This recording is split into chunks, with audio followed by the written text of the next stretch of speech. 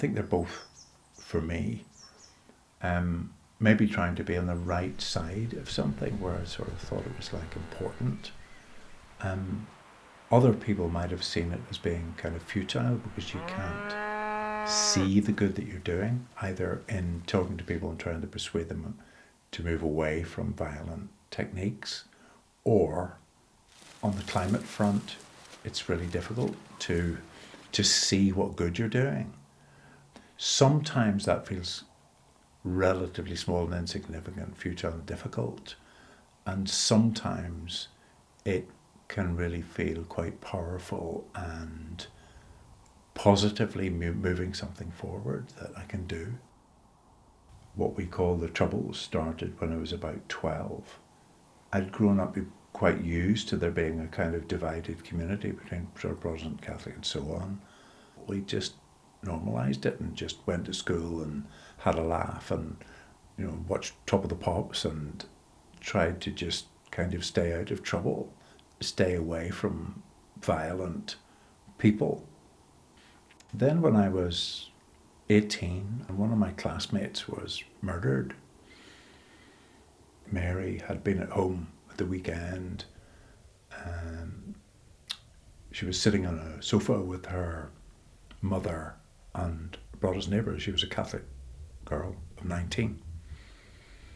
And some guys came in looking for money. They didn't get any money, so the three who were sitting on the sofa were machine gunned to death where they sat. And these were kind of loyalist guys, and I was brought up kind of loyalist, unionist, Protestant side of the community. And it made me question all of my loyalties.